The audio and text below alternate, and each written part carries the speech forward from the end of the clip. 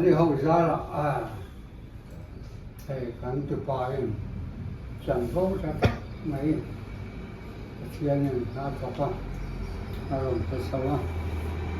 nhưng mà không chưa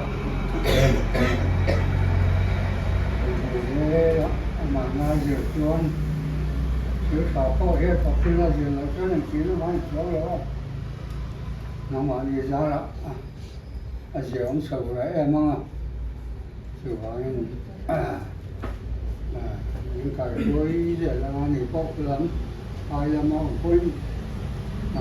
cùng mà là cũng được mà xem các đặc sĩ thì nói là đặc sĩ sang kín đường cho bạn đường nó thế thì lâu tuổi thì thế thì lấy chắc cái bỏ ra lâu mà cùng thì lâu là sẽ bỏ ra mà rồi sạch dễ là mà cô này ra nghe cô lại ác cả lắm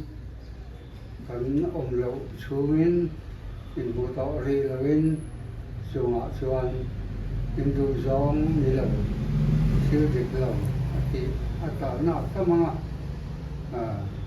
nó đi những cái quầy sẽ các mà thì anh đấy nó mà đi từ các căn nhà ta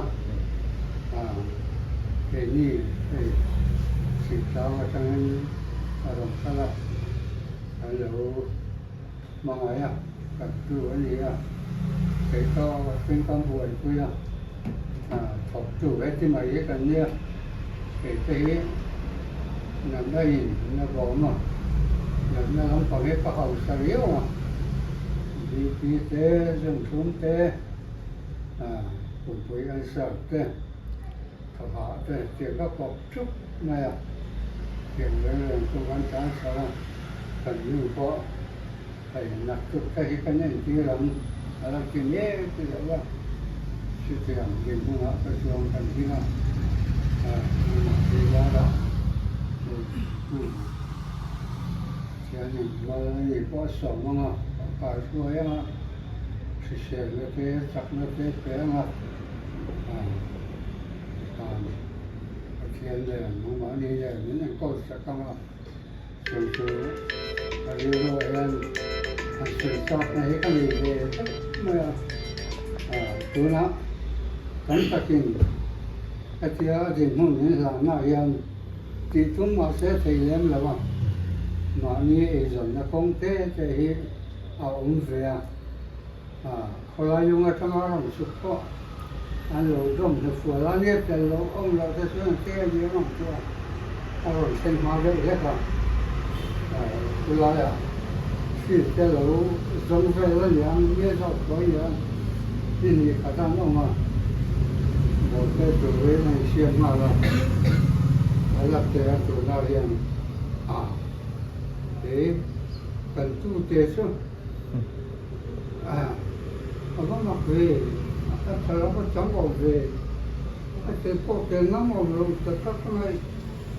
chuyện cái gì mà lúc thế nó sẽ mới có mặc về cái căn kia anh đi đó chứ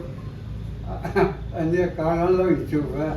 cả là mà trăng rồi còn là mà trăng rồi anh lôi chụp rồi anh lôi bật cái đó có cái tạo hiện cho nên cái này uy thầy mấy rồi cái này khắp thầy mấy rồi吧sự cố làm còn ai hay là ai coi mỗi giờ mỗi phần tiền cái gì thì là cố ý sự cố làm còn cái giờ kia cái làm như cái thằng cái gì đó nó sẽ có cái làm còn thao chuan xin thế hiểu rất là kiểu ra rồi chuan bỏ đi được phải quy bỏ làm còn quy ai làm nó cũng